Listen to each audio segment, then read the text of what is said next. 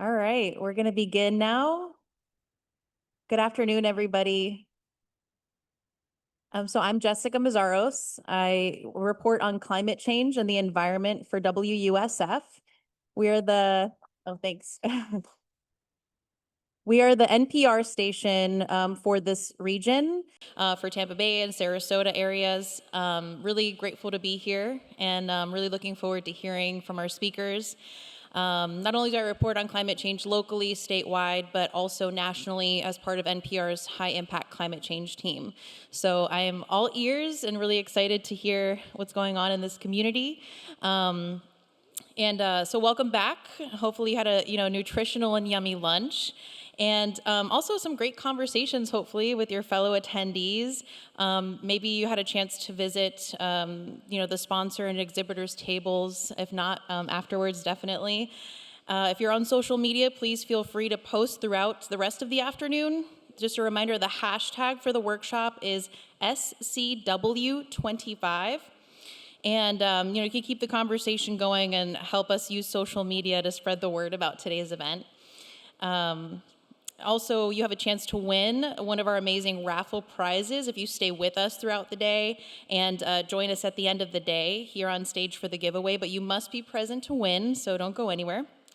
So we want to thank today's sponsors again for their generous support of today's workshop, especially our keynote sponsor, the Gulf Coast Community Foundation, our green sponsor, the Charles and Marjorie Baranczyk Foundation, our platinum sponsor, Florida Power and Light, our gold sponsors, Community Harvest SRQ and WSLR Fogartyville, and our silver sponsors, Sarasota Bay Estuary Program, Harvest House, WSP, and Stocking Savvy.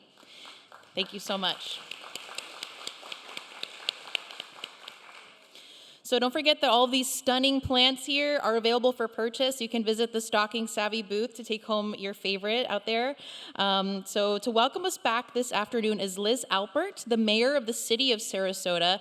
Liz is a family law attorney and has practiced in Sarasota since 2006 after graduating summa cum laude from USF and Stetson Law. She served on key Florida bar committees and was elected to the Sarasota City Commission in 2015. Please join me in welcoming the City of Sarasota Mayor, Liz Alpert.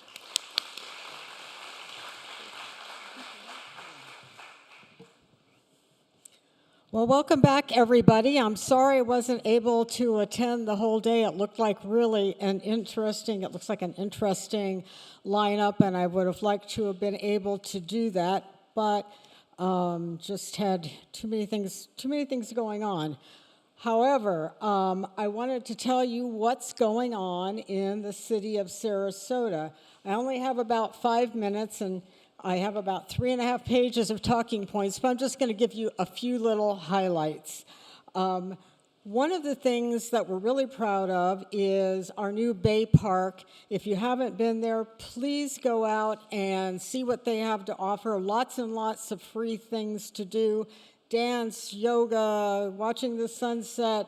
If you want to do it, they probably have a free class or a free event for you to do.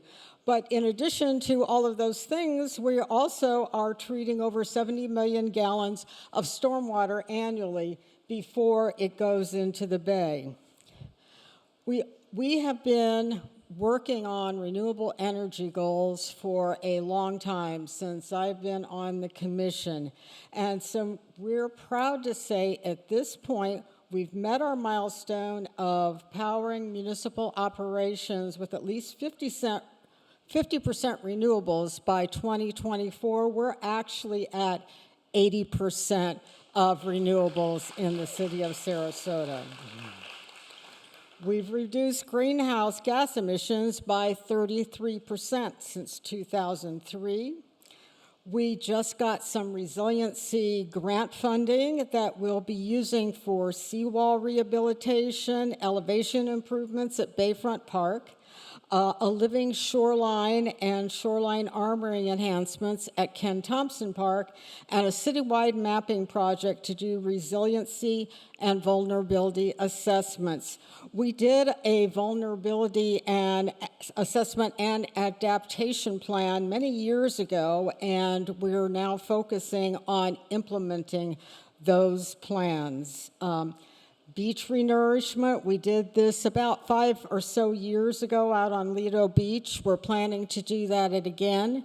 But in addition, we're going to be adding dunes. So again, increasing our resiliency in the city. We learned a lot last year from the storms that we had, what worked and what didn't, and we found that the things that we had already put into place for resiliency actually held up, and we were able, for instance, at the Bay, the places where they had done the resilient planning, they were able to reopen almost right away because everything held, and so we learned a lot of lessons from that.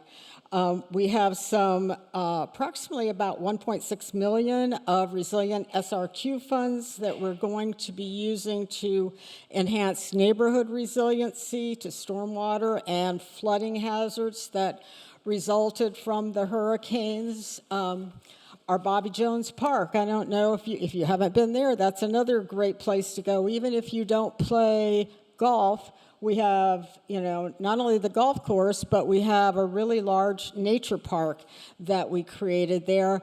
In addition, we created a bunch of wetlands, and that's improving the water quality for our area by removing excess nutrients before they flow into Sarasota Bay.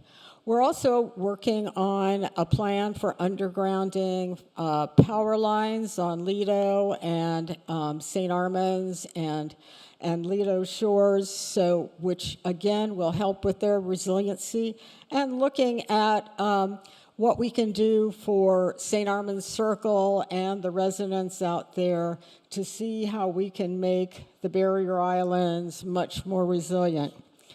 So, since my time is short, if you're interested in some other things we're doing in the city, tomorrow at noon you can stream our live meeting where we'll be choosing a new mayor, and I'll be doing a state of the city. So tune in and find out what other cool things we've been doing in the city of Sarasota. Enjoy the rest of the afternoon. Thank you so much.